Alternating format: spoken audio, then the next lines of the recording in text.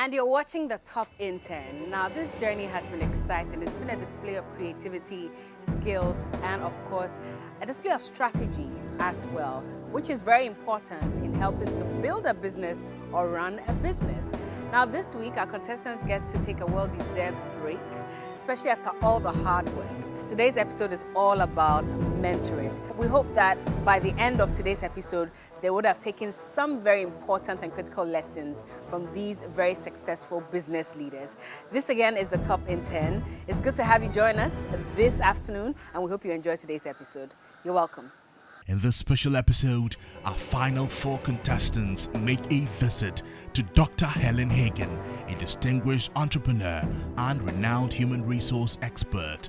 She is the founder and CEO of Lane Services Limited and co-founder of Legacy Girls College, Ghana's first all-girls private boarding school.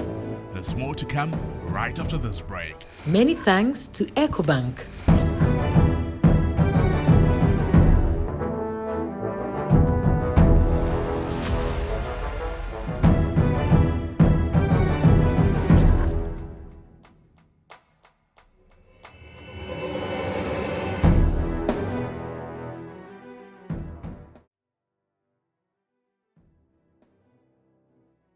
Welcome to Lene HR. Nice to have you here this morning or this afternoon. I'm Clement. I'm head of admin and procurement.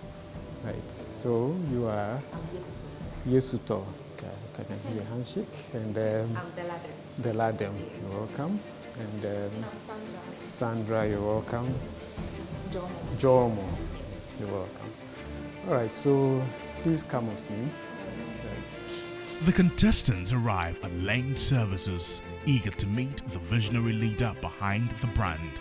But before the much anticipated encounter, they will be giving a tour of the facility, a chance to experience the atmosphere and gain a first-hand feel of what it's like to be part of a thriving corporate environment. Social responsibility. Yeah. So we'll hear more about that.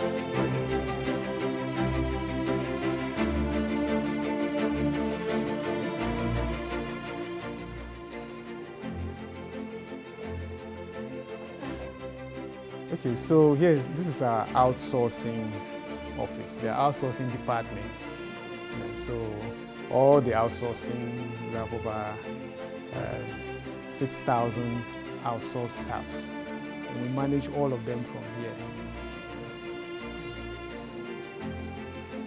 So these are some of the staff. Some of them are out, but some are here.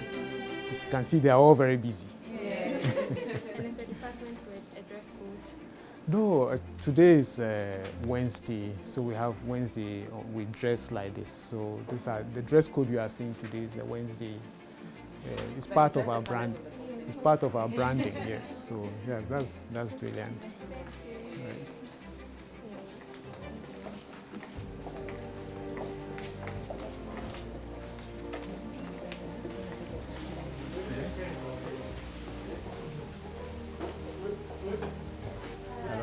So this is our finance office, finance department. You can see they are very busy because we have to make sure that our money is intact.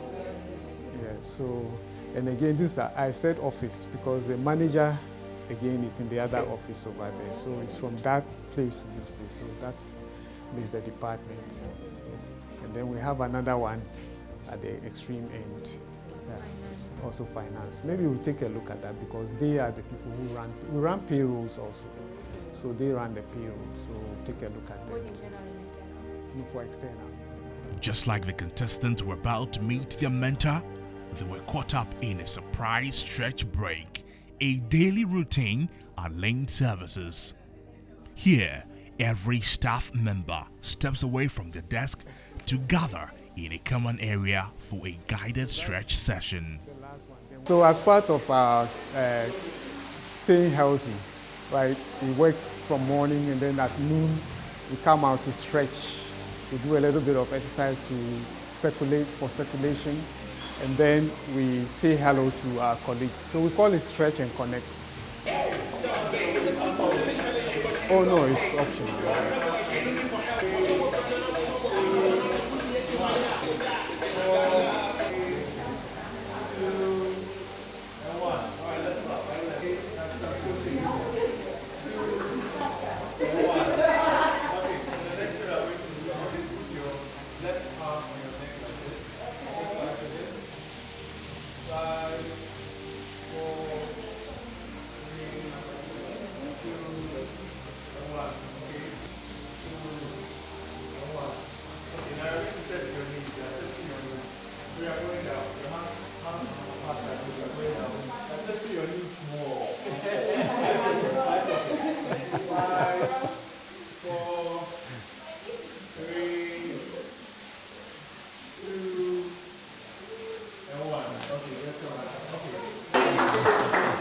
It's a simple yet powerful way to loosen up the muscles and refresh the mind for the rest of the workday. It was a delight to watch our contestants jump right in and take part in this exercise.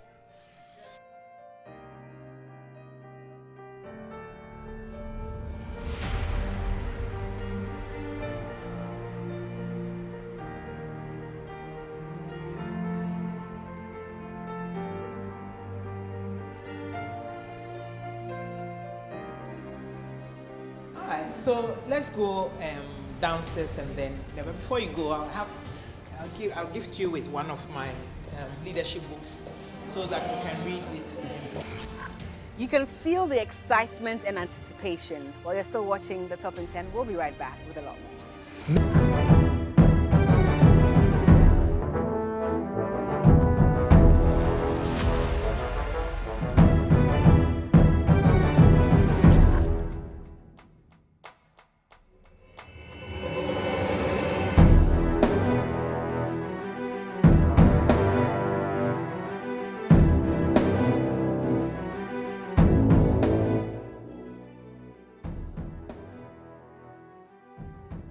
You need that resource, which is time. And we never have enough of time. As you grow older, I mean, even in school, I'm sure you had to manage the time when you will be chilling, with the time you'll be studying and doing your assignments. Okay, now that you've finished school, work, you have to come to work on time. A lot of companies are still doing physical work and adding all the social media engagements and things. So that one too, you need to know how you can manage work. They call it work-life balance, you know, because if you don't also have your social life, when it gets to a certain age, people start wondering, they won't worry. And your people start asking, you know, and then the pressure will start. But don't go and ask our counterparts, the men, they won't worry. The men can choose whenever they want to marry. So there's always some societal box that they have put us in, which makes our journey, our leadership journey, a bit more difficult than the men. So we should be grateful for programs like Intention. I'm so happy that you put your all in it and you've gotten to the finals. But you say you don't like competition. The whole world is full of competition.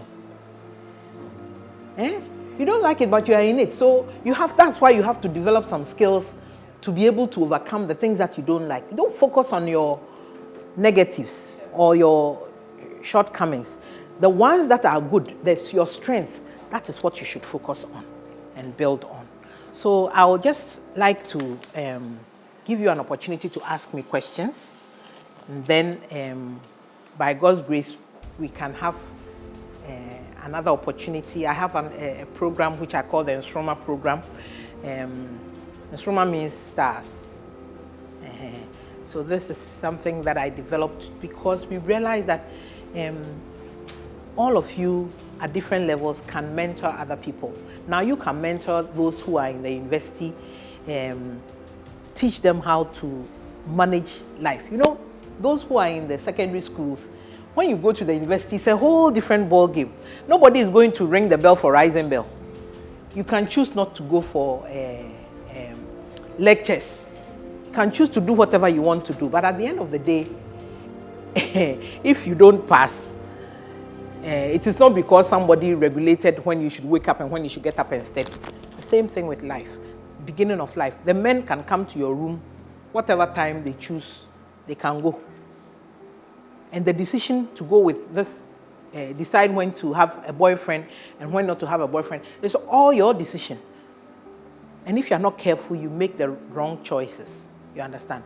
So that is the crux of the matter. You can mentor some people who are now going, who may not realize that the men, they actually they bet.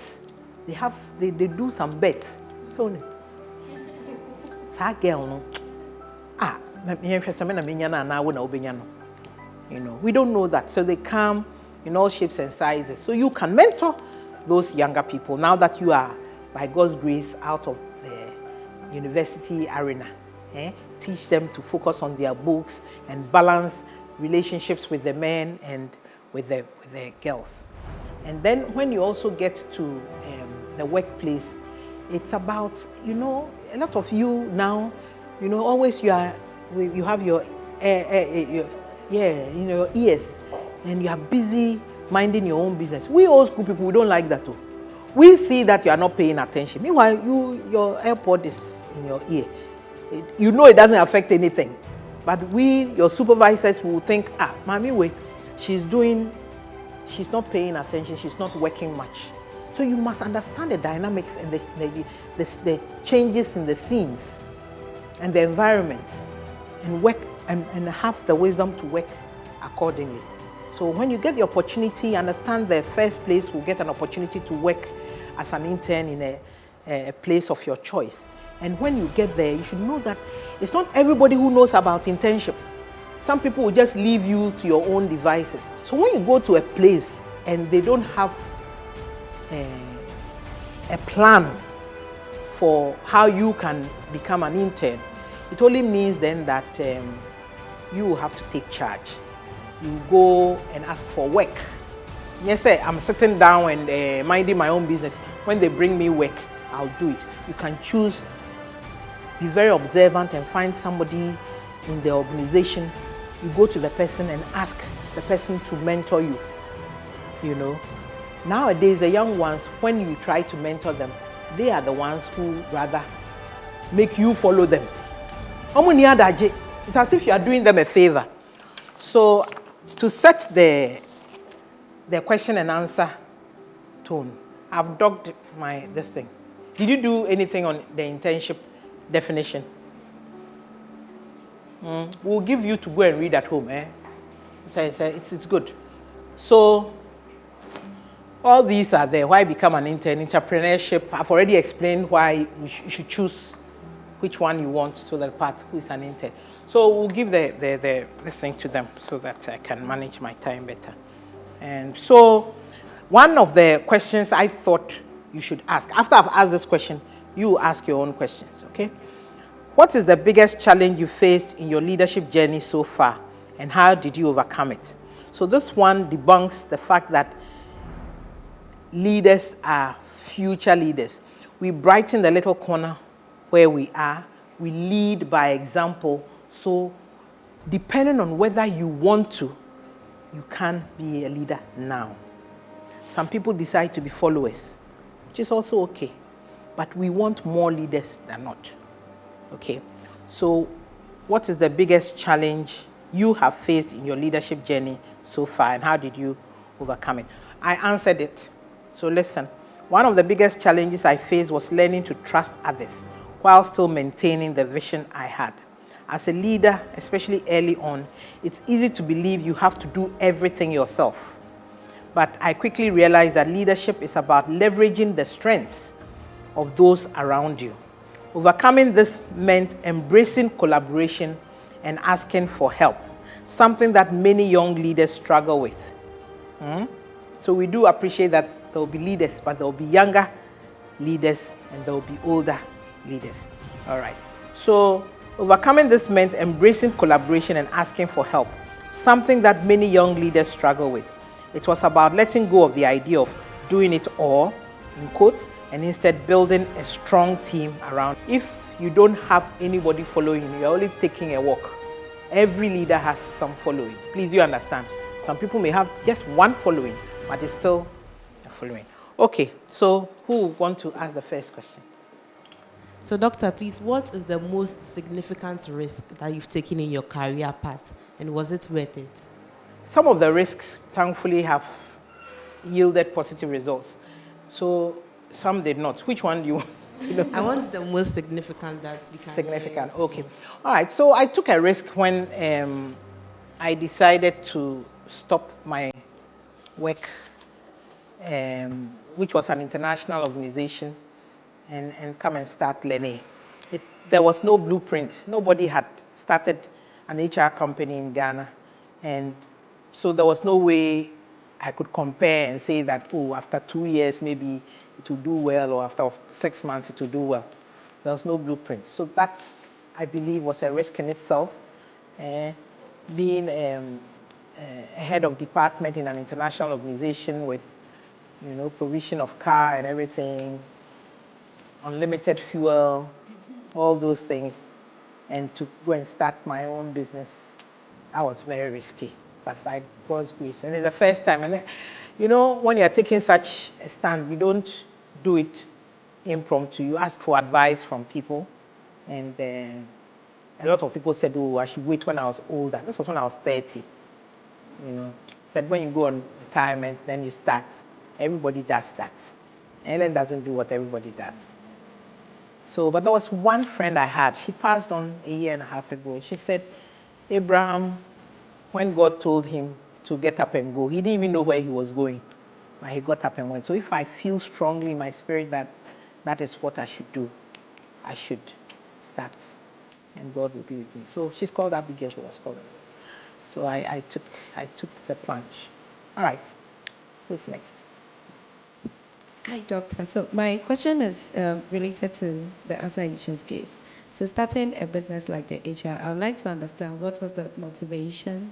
Why did you choose? Because you actually did say that there was no company like an HR company as a thing, but why the HR particularly? Probably did you have a field in that area, or you felt it would give you a good drive, probably because you're a good leader, so you would want to recruit good workers. Don't put answers in my mouth. Okay. Ask your question. So I'd like to know why you decided on HR. Okay.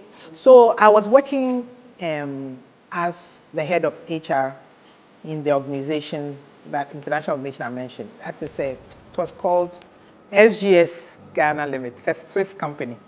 So I was the one in charge of administration and HR. And you know, that is the key task HR did, managing human resource, managing the people aspect of the business. So invariably, there would be recruitments, there would be stuff like that, training, and you recruit.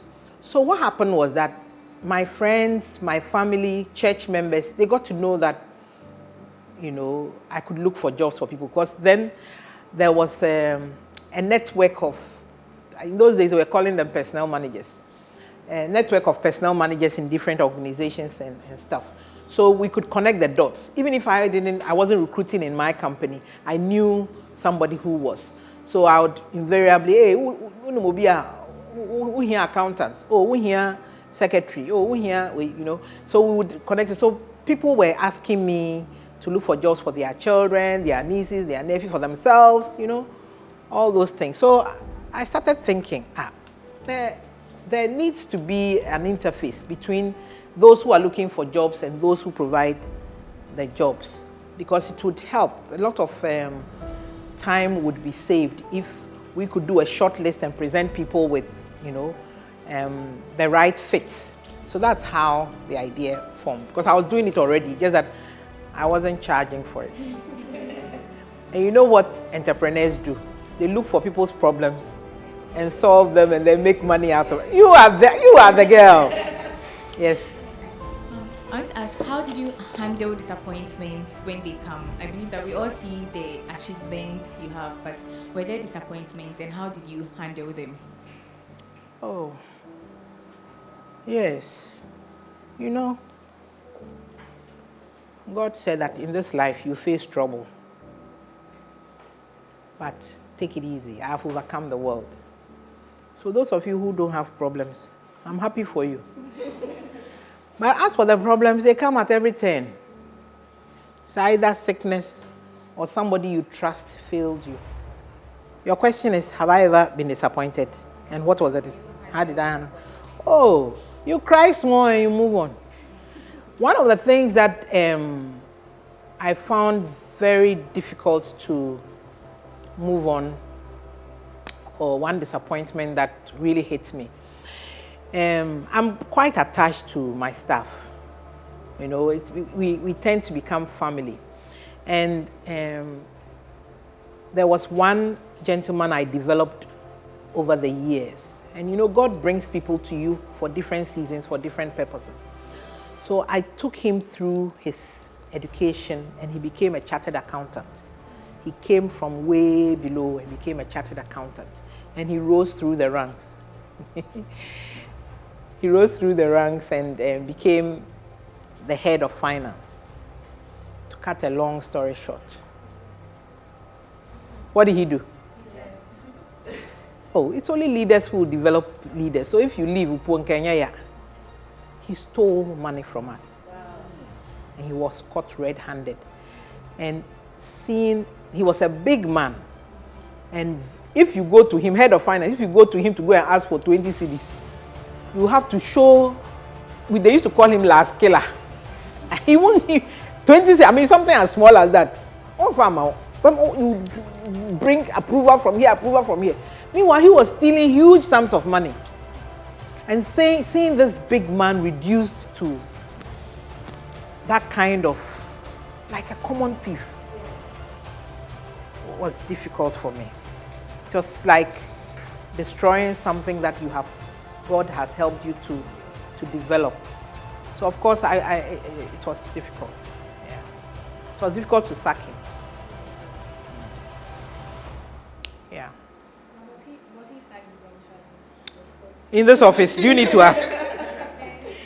In this office, I started off working with my son's wife, and she messed up. Even my daughter-in-law, I sacked. Yeah, and my weakness as a leader is I find it very difficult. I can hire, but I find it very difficult to dehire, to sack people. It's a weakness. As a leader, you should be able to hire and fire. Yeah, you should be able to hire and fire. But I am not able to do the firing. But if it is to do with values, theft, and yeah, things of that nature, it's basically things to do with fraud. Yes. No. We won't accommodate it here in Lene. No. We don't give bribe. I'm sure it's one of the few organizations who people talk about and say we won't offer bribe. If you go and the policeman stops you in the way, you are driving a company vehicle and you choose to pay the bribe, it's your own problem. Yeah, so that was your question. So personally, I want to... Oh, Shabu was our question. Sorry. Yeah, so Dr. Helen, please, I wanted to ask you for an advice for small startup business. Small startup business. In the financial aspect, I feel most of us young ladies are venturing into businesses, but when it comes to the financial aspect, personally, I don't see the finances is not moving on well. So as a startup, what are some What do you mean finances are not moving on well? So how to really separate your capital from your returns to clearly see how your business is going. Okay, so ask your question. So I want a financial advice for small startup business. Small startup businesses. Financial advice. But you've given the answer. You have to separate yourself from your business. You are a different entity from your business. Decide on what salary you want to be paid and pay your salary and live on your salary. You may choose to take 50% of what everybody is taking as a CEO because your business is now starting. But you shouldn't keep on going into the coffers to do it. That discipline has to be there. Separate yourself and manage your expenditure and your revenue so that you keep being a going concern. Do you understand? Yeah. You've given the answer already. Yeah. Okay. So unfortunately, this is all we have time for. Okay. So I believe that sometimes God orders our steps. The little time we have, the short time, I'm sure what I told there will be something that you also cherish very much. Because when you are born a woman in our world now, and it's not only in Africa, it is like you've been born with an albatross on your shoulder. So you must go with that kind of knowledge. That's why I started Legacy Girls College, to let the girls know that, yeah, it's very much a man's world. It's okay to be a man's world. But God made us women so that we can support in the best way we can. And if you marry, it is, or when you marry, I should say when, your husband is the one that is your head. It doesn't mean all the men in the world are your heads. Please remember that we also get to choose who we marry. Don't accept any man in trousers, because what is good for her might not be good for you. If you get it wrong, you get the wrong partner, it's better you didn't even marry. please. So don't feel pressured. If you haven't found somebody you want to walk this life journey with, please don't. It's not only they who go on their knees to say. When they go on their knees to propose, don't you have to say yes? Yes. And then when God gives you the gift of children and you have a male child, we the women are the ones who nurture our men. Teach them to have empathy for women. We are not as strong as they are, but gender is not about IQ. No. Sebio nyansa die, nyame aboyen, and you have that. You have to have that confidence to lead. It's not that when your husband says three things, then you say 8 things. No, that's not what I'm advocating. I'm just saying that you need to walk in the knowledge that in this world, we women, we have a harder time on our leadership journey than the men. Because if you are a man, it is an automatic thing that you are a leader. But if you are a woman, hey, Obana driver say, hey, I am one ungo, no banyo, all those things. So people the ayenyo. Now, for that note, I'd like to wish you all the best in the competition ahead. It is true that only one of you can win, but I've had instances where the judges have been spoiled for choice, and they've had to give the prizes to all the contestants. Let's hope this will be the time. Thank you very much for your time. Moments like these are rare and must be treasured. As the saying goes, a word to the wise is enough. The contestants had the privilege of tapping into the wisdom of Dr. Ellen Hagan through a rich and insightful engagement, asking questions, listening intently, and learning from a remarkable journey. What an incredible opportunity. Thank you, Dr. Hagan. Your techniques and words will continue to inspire and shape the minds of our contestants who have also pledged to read your book, A Voice of Leadership and Legacy. Let's take a breather. We will be back for more. Welcome back. All work and no play, as the saying goes, makes Jack a dull boy. Our contestants have journeyed through this competition with dedication and resilience, tackling each challenge with focus and determination. Now, as the final moments approach, it's only fitting that they take a chance to unwind and reflect. Whether one sees it as a last supper or the calm before the storm, the moment of relaxation offers a brief yet meaningful pause before the grand finale.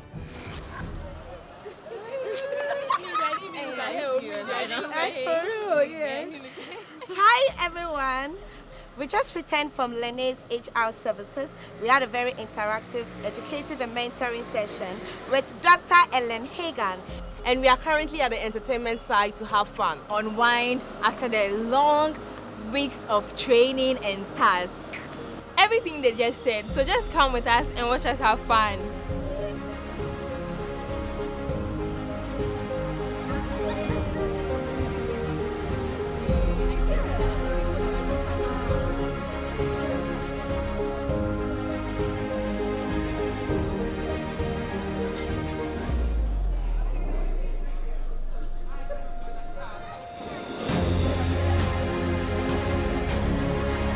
Hi everyone. Today we had a different kind of day. It's not a usual task day. From the morning we went to Lene HR services, and that was very impactful. When I saw the task initially, I said, oh, this is going to be a different kind of day, and I was looking forward to it. Even yesterday I couldn't even sleep, but it's been a very nice day. We had fun, we learned a lot from Mrs. Hagan, and it's something that will stick with me for a very long time.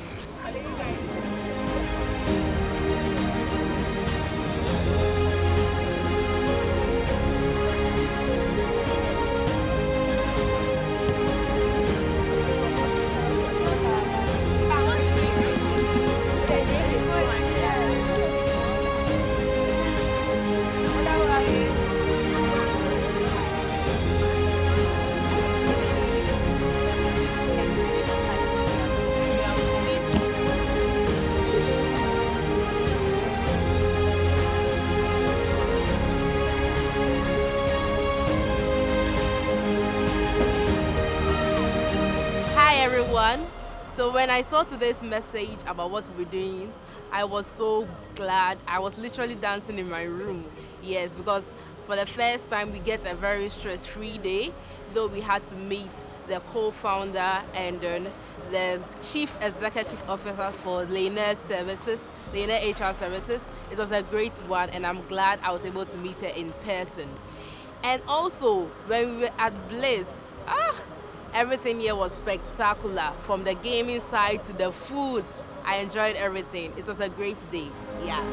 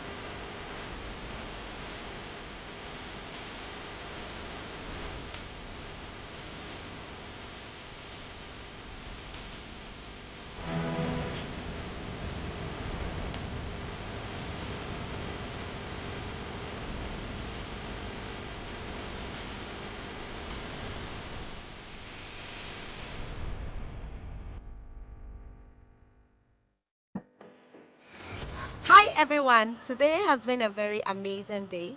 We started the day off by visiting Dr. Mrs. Ellen Hagan. We were at the Lene HR services, and she took us through some very few things that they do there. She's one of the women in Ghana or Africa at large setting the pace for we the young women to follow. And right after that, we came all the way here to Bliss Entertainment, and I must say that I had all the fun here. I tried my hands on the bowling. I did some few shoots correctly.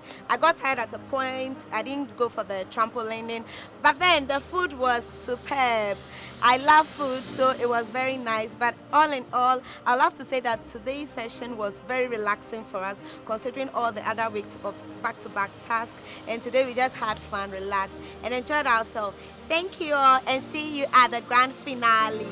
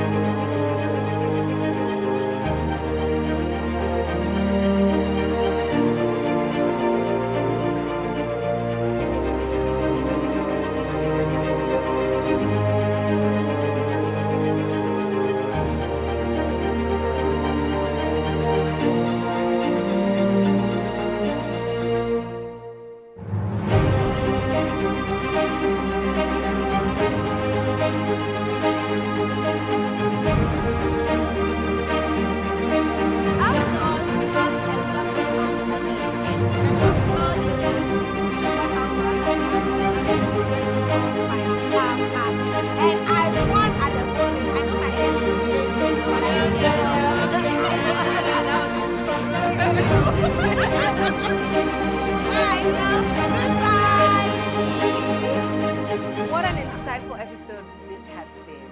I must say, you probably might be jealous just a little bit because of the personalities that we brought on to have a conversation with our contestants. This was a mentorship edition, and we do hope that you enjoyed it and you enjoyed the session as well. To the final 4 who have made it into the grand finale, well, congratulations. We're so proud of you. But remember that the journey has just begun proper, because we're still out here to find our next top intern.